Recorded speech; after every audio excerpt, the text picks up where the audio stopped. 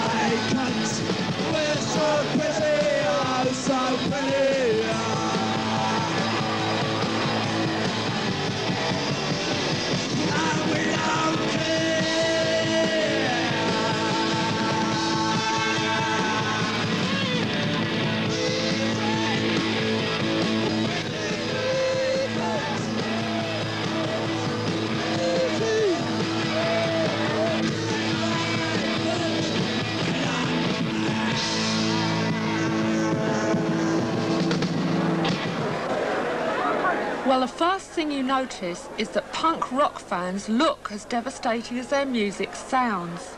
Torn clothes are held together with safety pins. There's lots of black leather and bizarre hair, and the whole idea is to shock outsiders. Saying we're not going to take this anymore, we're not going to take this shit people are dishing out. In that sense it's violent, but it isn't hurting people, it isn't really hurting people. It's just some of the bloody fools that come along and see it, you know, and react against it. Listen, I went to see Led Zeppelin film last week. I don't, you know, Peter Grant could beat me up, but I fell asleep 4 rows from the front. You don't yawn, you don't have to pay £5, and you're not one of 10,000 people. What's your dress made from? You know, you feel one of the crowd. What do you do? What do I do? Typing. You're not a mouse, you know, like Mike Oldfield fans, you know? It's a different ball game now. It's all over that. It's all over. Well, people have got worked up over plenty of musicians, from Elvis Presley wiggling his pelvis in the 50s to the Rolling Stones 10 years later. So what have the Sex Pistols got that provokes the same reaction? You would have thought that people couldn't be upset by much in 1976. Let's take a look at the path of pop music over the last 15 years and try to discover why punk rock has found so many fans. It's the Beatles! In the days of the beat boom in the early 60s, there was a feeling of great involvement with the new sort of music. These Beatle fans, filmed in the Liverpool Cavern Club when the group was still unknown, really were close to their idols. It didn't take much equipment to start your own band, or much in the way of skill. The idols of the day were reasonably easy to see in a small club and at a price which their fans could afford. At the time, many middle-aged people found bands like the Stones, the Pretty Things and so on ugly and threatening. This helped the fans identify even more strongly with their music. And some groups like The Who came from the same background and were singing about the same world their audience lived in and understood.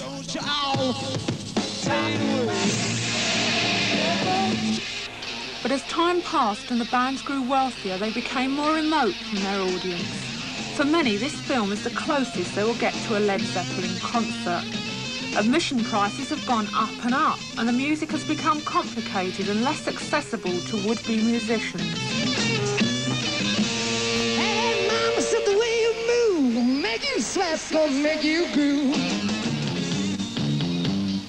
In reaction to this increasing remoteness of musicians from their fans, pub rock circuits developed in the 70s, where anyone could buy a drink and see a band.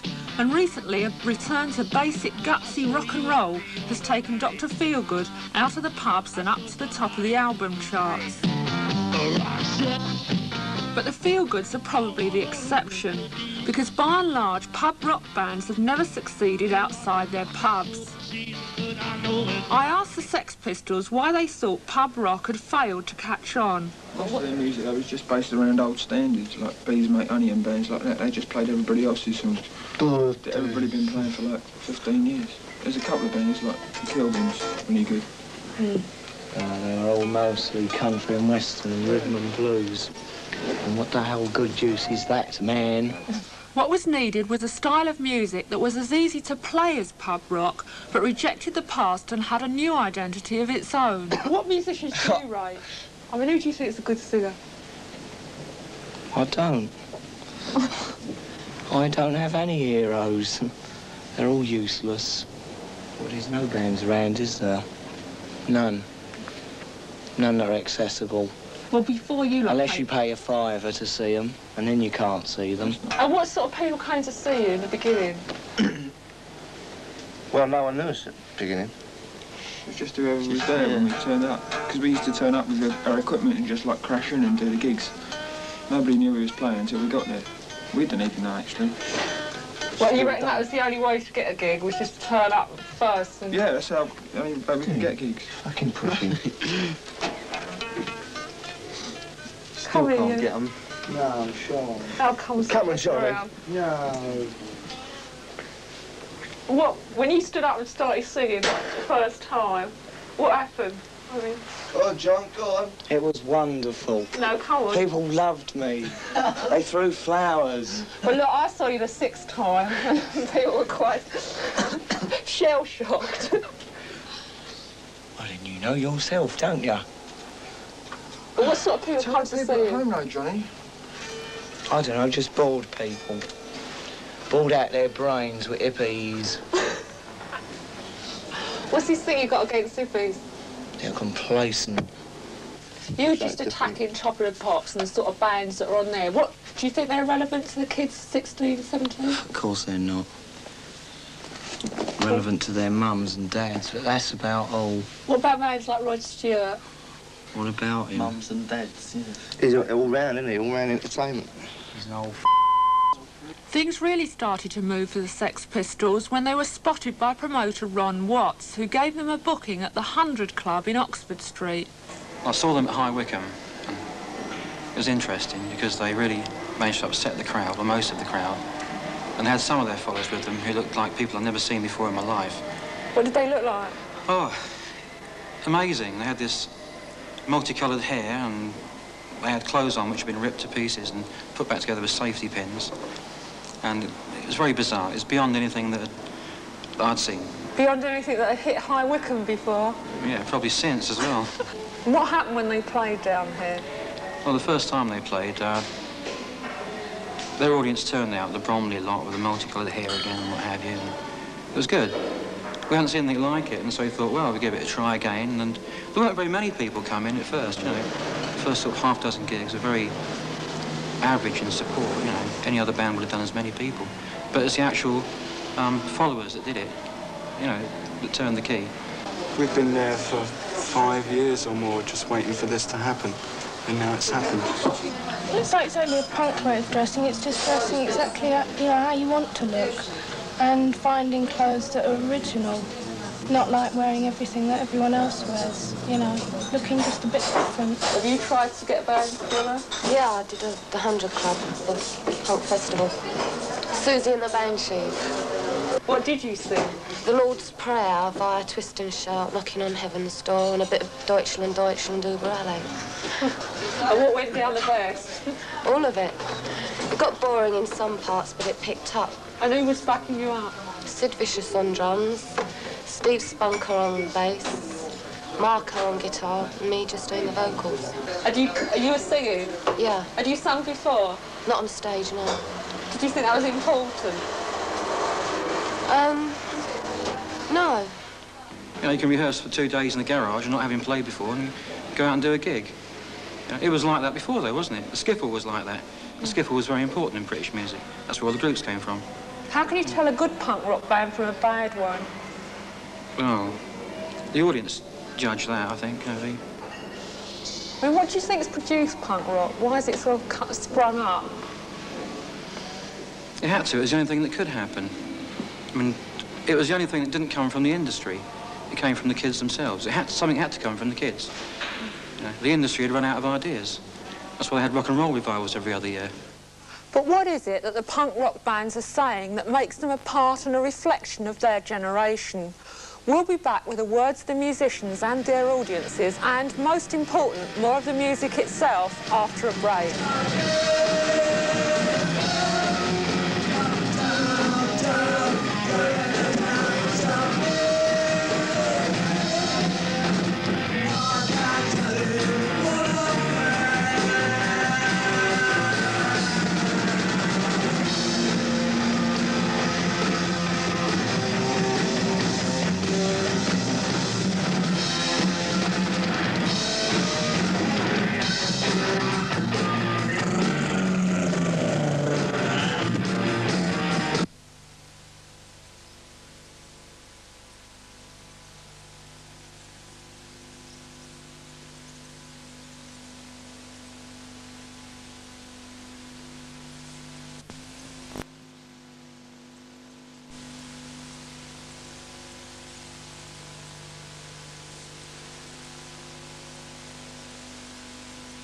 The London Weekend Show, 2278 221176, Part 2, Take 1.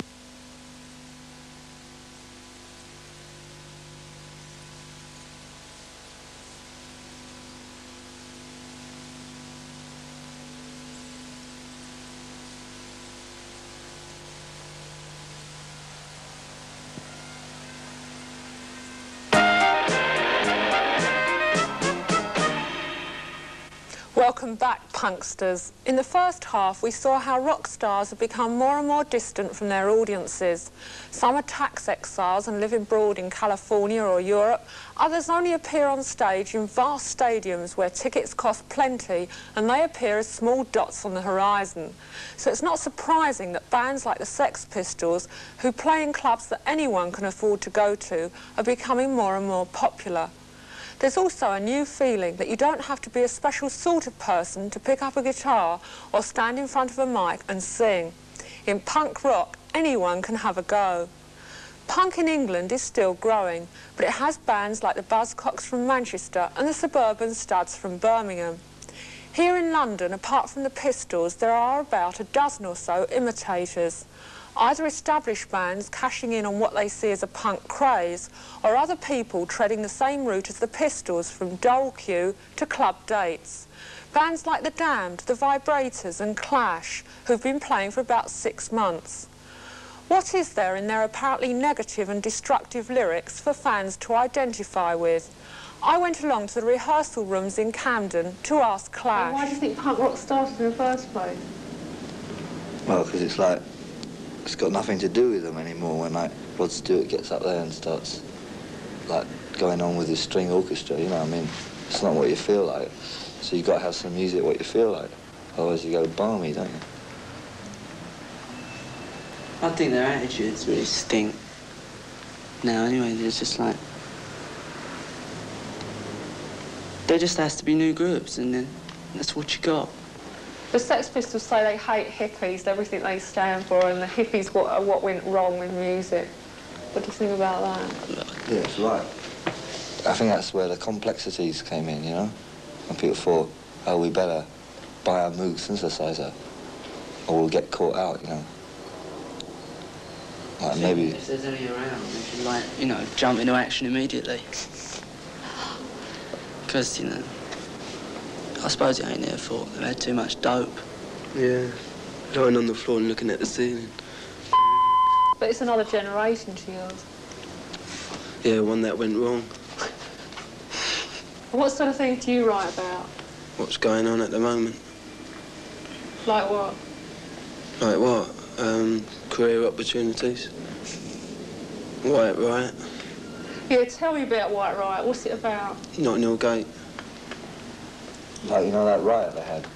Well, we was down there, me and him, and we got searched by policemen looking for bricks, like, and then later on we got searched by Rasta looking for pound notes in our pockets, so... All we had was bricks and bottles. But still. But one of the lines in it is everybody does what they're told to. Yeah, it's true. I mean, do you think what's happened to a lot of young people is that they've been pushed around a lot? Yeah, and well, that your like, music's a bit the school I went to, right? I mean, there's sort of like, all the kids are supposed to sort of like be factory project, you know, that sort of stuff. And like, the school's sort of built, it's a real sort of depressing school and that. And you go there, you don't learn nothing. All you're sort of like working for is just to go into the factory which is around the corner or something like that. And, well, most of the mates I know are all working in the factory. I mean, a lot of your fans on the dole, I mean, do they feel the same way? Yeah, else they wouldn't come to our gigs, would they? If they weren't on the dole, would they be your fans? Well, I mean, if there was jobs, then they wouldn't be on the dole.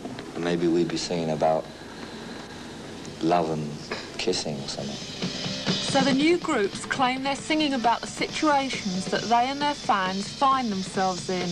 Well, are they? The Sex Pistols' first single is aggressively called Anarchy in the UK. But what do they mean by anarchy?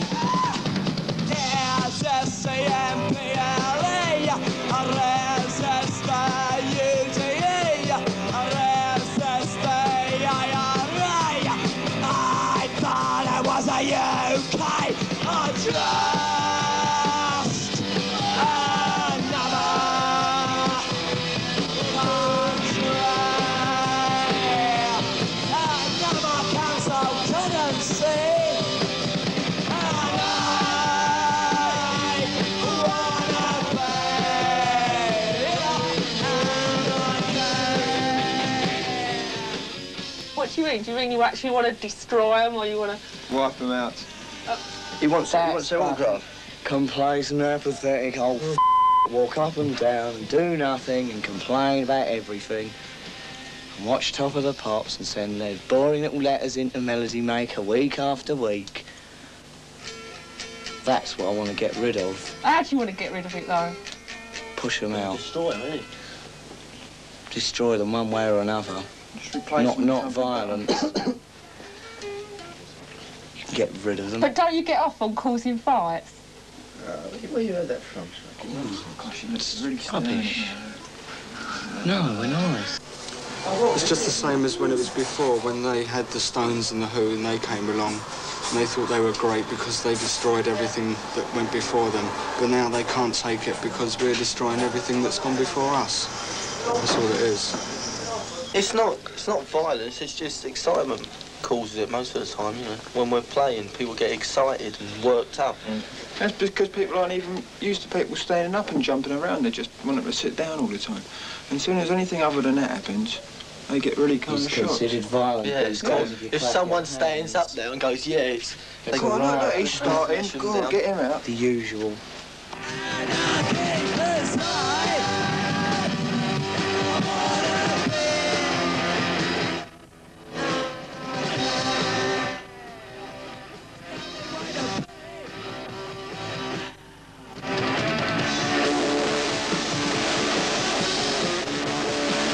The tales of violence at punk rock gigs may have been exaggerated. exaggerated, but they were undoubtedly based on fact. And they've led to a situation where some fans expect and even demand trouble. Ron Watts, who first introduced punk rock to London, now supports a ban on it. I asked him if he wasn't going to lose out by banning such a booming fashion. Yeah, that's true. But the club has a long-standing reputation, and there is a lunatic fringe that follows them that, you know, that are liable to be violent, and we can't have those people.